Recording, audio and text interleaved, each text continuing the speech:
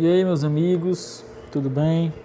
Professor Natanael, iremos iniciar mais uma aula, quer dizer, mais um curso, não é isso? Onde hoje iremos falar sobre, nos decorrer desses 4 sábados, iremos falar sobre biologia, certo? Sem mais delongas, sem enrolar muito, vamos ver o que é biologia. Biologia. O que é biologia? Não poderemos iniciar o nosso curso sem saber o que é a biologia. Então vamos lá. O nome dessa ciência vem da junção de 2 termos, do grego bio, que significa vida, e logos, que significa estudo. Assim sendo, dizemos que a biologia é a ciência responsável por estudar a vida em todos os seus aspectos. Então, a biologia é a ciência responsável por estudar a vida com um todo, certo? Qual o objetivo de estudo da biologia? A biologia tem como objetivo de estudo os seres vivos. Mas o que é um ser vivo? Nós se perguntamos, né? O que é um ser vivo? Quando falamos em seres vivos, logo vem na nossa mente o quê? Animais, né? Só que não. Seres vivos têm plantas, fungos, protozoários, algas, bactérias. Tudo isso são seres viventes, tá certo? São também considerados seres com vidas. Apesar de bastante distintos, todos eles possuem características que permitem classificá-los como seres vivos, ok? Então vamos lá, vou mostrar aqui alguns desses seres vivos. Primeiro, protozoário, na qual citamos ali no slide anterior. Os protozoários, em sua grande maioria, apresentam vida livre e são encontrados em diferentes ambientes aquáticos e úmidos. Existem, no entanto, espécies que vivem em associação com outros organismos, como é o caso dos parasitas, que nos causam algumas doenças, não é isso? Temos também as algas. As algas são organismos que anteriormente eram incluídos no reino Plantae, porém atualmente pertencem ao reino protista. O reino protista é o que estuda as plantas, tá, pessoal? O estudo das águas, na realidade. Plantae é o reino que estuda as plantas, né? Isso. E agora tem o protista, que é o estudo das algas, né? E qual é a ciência que estuda apenas algas? É a ficologia, que é o estudo das águas, o ramo da biologia que estuda esses seres, ok? Que vivem, né, em ambientes de água doce, como rios, lagos ou superfícies úmidas, ou águas salgadas, mares e oceanos. Essas são algas, existem vários tipos de algas, e vocês já devem ter se deparado com alguma alga quando foram a algum lago, algum rio, ou ao mar, né, à praia. Com certeza vocês viram algas. Agora eu tenho também fungos, né? Os fungos são seres macroscópicos, ou microscópio.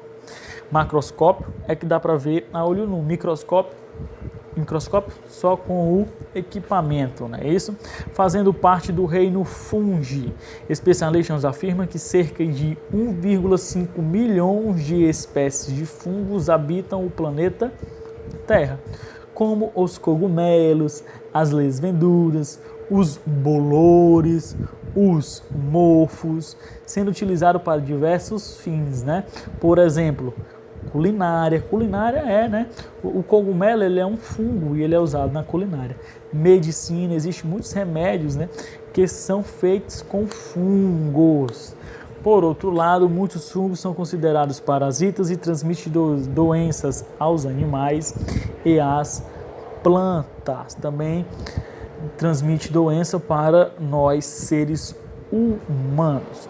Vou colocar aqui um vídeo agora sobre os fungos. Acompanhe.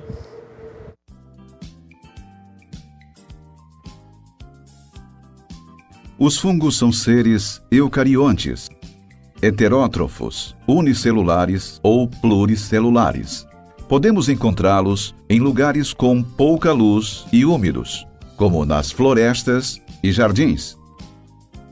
Alguns tipos de fungos fazem associação mutualística. O resultado do mutualismo das algas com os fungos é chamado líquen. Já a associação mutualística entre fungos e raízes é chamada de micorriza. Os fungos são formados por vários micélios, que são constituídos a partir de um emaranhado de hifas. Sua parede celular é formada por quitina, e alguns fungos apresentam corpo de frutificação, que são estruturas reprodutoras, como ocorre nos cogumelos.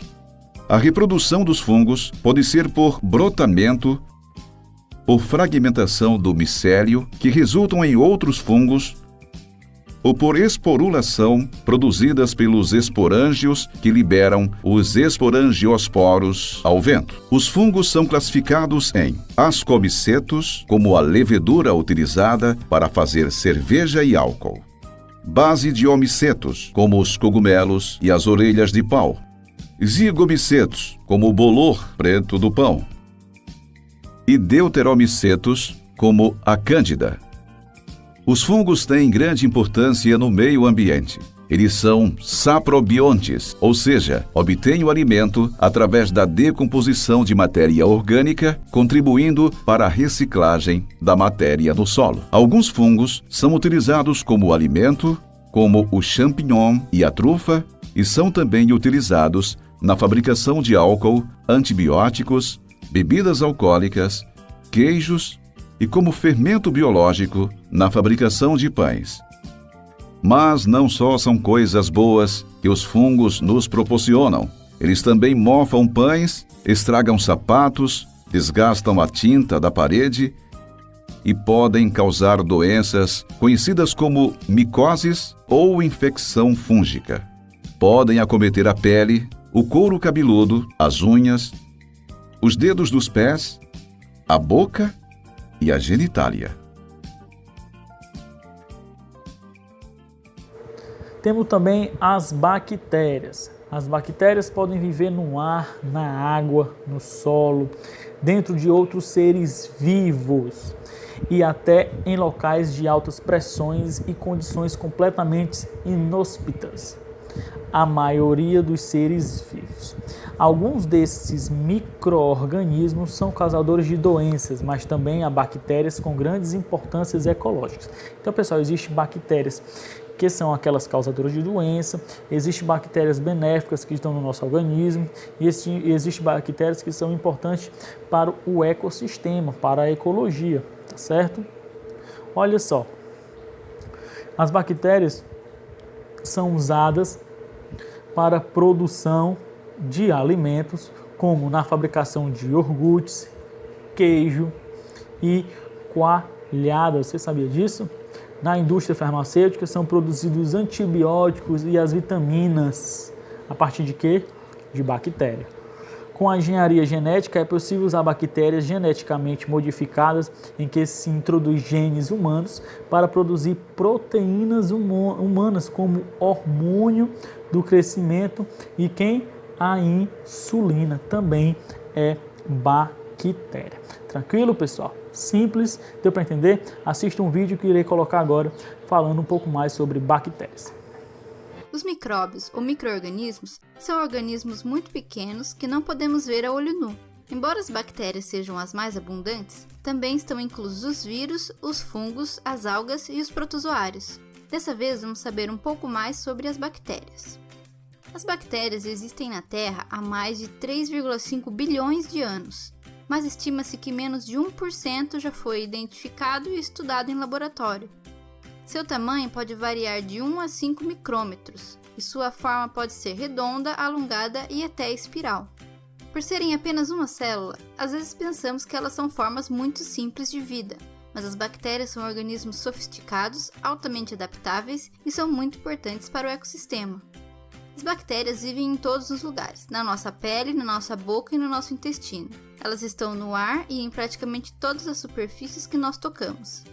Elas também podem se adaptar a ambientes mais extremos, como gelo polar ou desertos, a ambientes aquáticos com altas temperaturas ou alta pressão, como no fundo dos oceanos. Além disso, elas crescem e se dividem tão rapidamente que podem dobrar o seu número em apenas 20 minutos. Algumas bactérias podem viver junto de outros organismos sem causar problemas, podendo ainda ser benéficas para nós. A bactéria Ruminococcus, por exemplo, está presente no intestino de bovinos e também no nosso. Ela ajuda na digestão de carboidratos complexos, como aqueles presentes nas lentilhas, feijões e grãos integrais.